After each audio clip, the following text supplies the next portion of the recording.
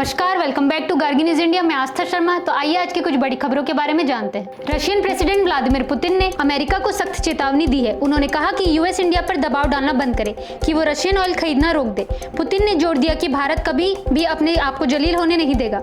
साथ ही उन्होंने prime minister Narendra Modi को एक समझदार और वाइज लीडर बताया।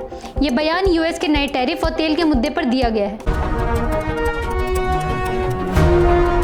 लद्दाख के समाज सेवी और शिक्षा सुधारक सोनम वांगचुक की पत्नी गीतांजलि अंगमो ने सुप्रीम कोर्ट का रुख किया है।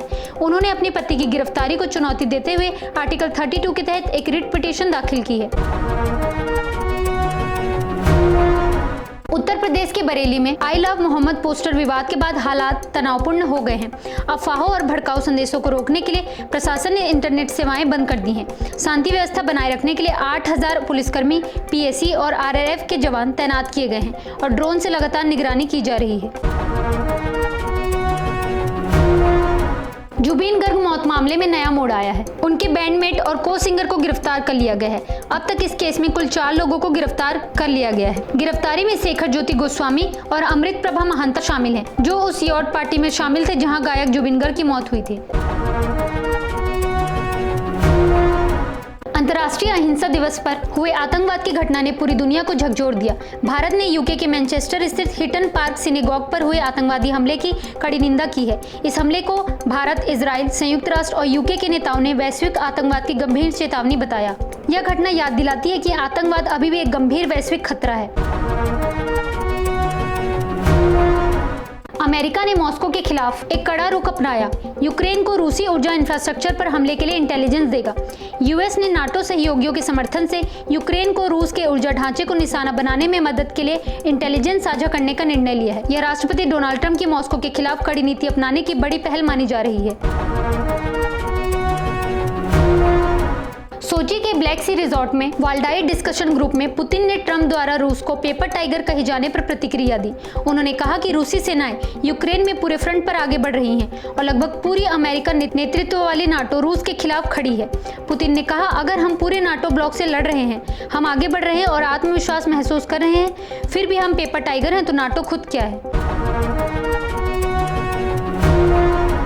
भारत में लोकतांत्रिक प्रणाली पर व्यापक हमला। लोकसभा में विपक्ष के नेता राहुल गांधी ने कोलंबिया यूनिवर्सिटी में कहा कि वह भारत के भविष्य को लेकर बहुत आशावादी हैं, लेकिन साथ ही भारतीय ढांचे में कुछ दोषपूर्ण पहलू हैं। उन्होंने कहा कि ऐसे कई खतरे हैं जिन्हें भारत को पार करना होगा। जापान का अगला नेता हो सकता है पहली महिला या आधुनिक युग का सबसे युवा। लिबरल डेमोक्रेटिक पार्टी के संभावित ऐतिहासिक चुनाव में मुख्य प्रत्याशी हैं कंजर्वेटिव राष्ट्रवादी सानाए ताकाइची और उनके अधिक मध्यम प्रवृत्ति वाले प्रतिद्वंदी शिंजिरो कोइजुमी। म्यूनिक एयरपोर्ट में ड्रोन देखे जाने के बाद उड़ानें फिर से शुरू की गई। म्यूनिक एयरपोर्ट पर ड्रोन देखे जाने के कारण हुई बंदी के बाद अब उड़ानें फिर से शुरू कर दी गई हैं। हाल ही में डेनमार्क, नॉर्वे और पोलैंड के हवाई अड्डों ने अनजान ड्रोन के कारण उड़ानें निलंबित की थी। वहीं रोमानिया और एस्टोनिया ने इसका दोष रूस पर लगाया, जिसे रूस ने खारिज कर दिया है। अधिकारियों के अनुसार इंडोनेशिया में एक स्कूल के ध्वस्त होने के बाद उसके मलबे से 3 बच्चों के शव निकाले गए। अभी भी 50 से अधिक छात्र लापता हैं, इसलिए मृतकों की संख्या बढ़ने की संभावना है। अमेरिकी सीनेटर ने विश्वविद्यालयों और शोध संस्थाओं के H-1B वीजा छूटों को निशाना बनाया। वीजा कैप एनफोर्समेंट एक्ट नामक इस प्रस्ताव का उद्देश्य H-1B वीजा की संख्या पर कड़ी सीमाएं लगाना है। इसके तहत अमेरिकी इमिग्रेशन कानून में लंबे समय से मौजूद छूटों को समाप्त कर दिया जाएगा। इजरायली हमलों में गाजा में दर्जनों की मौत। हमास ने ट्रंप के शांति प्रस्ताव पर विचार शुरू किया। ट्रंप के शांति प्रस्ताव के अनुसार हमास को सभी 48 बंधकों को रिहा करना होगा, जिनमें से लगभग 20 के जीवित होने का अनुमान इजराइल को है। इसके बदले में सैकड़ों फिलिस्तीनी कैदियों को रिहा किया जाएगा और लड़ाई को समाप्त करने की शर्त रखी गई है। हमास अब इस प्रस्ताव पर अपनी प्रतिक्रिया पर विचार कर रहा है। इजरायली नौसेना ने गाजा नाकेबंदी तोड़ने की कोशिश कर रही नौकाओं को रोका। एक्टिविस्ट को गिरफ्तार किया ग्लोबल सुमुद फ्लोटिला अब तक की सबसे बड़ी फ्लोटिला थी, जिसने गाजा की नाकेबंदी को तोड़ने की कोशिश की। यह घटना ऐसे समय में हुई है जब इजराइल के गाजा में किए जा रहे कार्यों की आलोचना बढ़ रही है। फ्रांस में राष्ट्रव्यापी हड़तालों के कारण एफिल टावर बंद किया गया। फ्रांस में राष्ट्रव्यापी हड़तालें सरकारी खर्च में कटौती के खिलाफ और अमीरों पर अधिक कर लगाने की मांग को लेकर आयोजित की गई है। इन हड़तालों का असर परिवहन और सरकारी निर्णयों पर पड़ा है और इसी कारण एफिल टावर को अस्थायी रूप से बंद कर दिया गया है।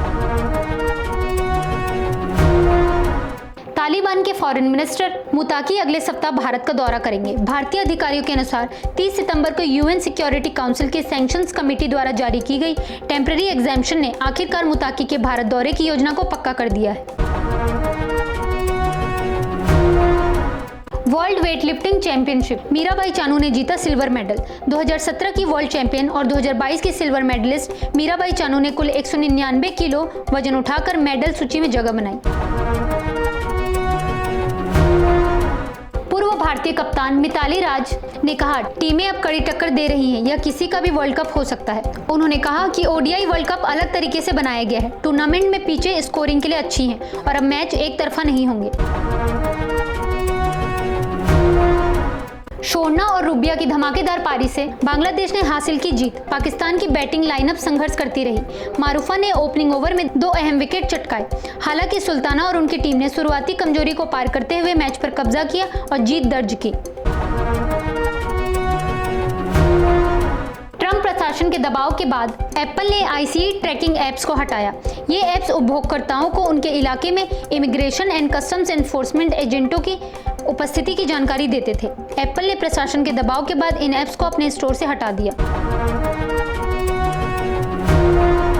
क्वेलकॉम ने चिप्स को नई आर्म तकनीक पर शिफ्ट किया।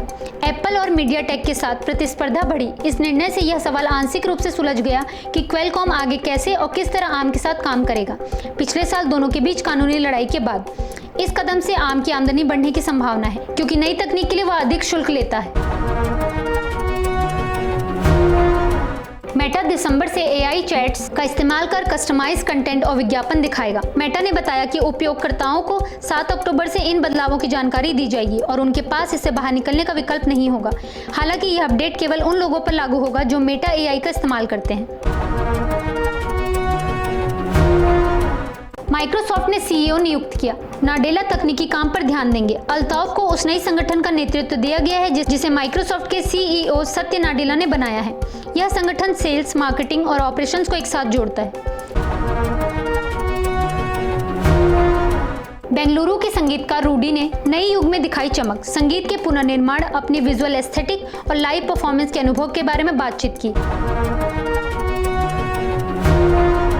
वरुण धवन और निर्देशक शशांक खेतान की फिल्म सनी संस्कारी की तुलसी कुमारी रिलीज हुई। डायरेक्टर शशांक खेतान ने अपनी फिल्म बद्रीनाथ की दुल्हनिया की थीम को आगे बढ़ाया है, लेकिन परिणाम मिश्रित रहे। वरुण धवन की मौजूदगी ने इसे कुछ हद तक देखने लायक बना दिया। तो ये थी आज की कुछ खास खबरें। बने रहिए गार्गी न्यूज इंडिया के साथ। मैं आस्था शर्मा आपसे फिर मिलती हूँ। धन्यवाद।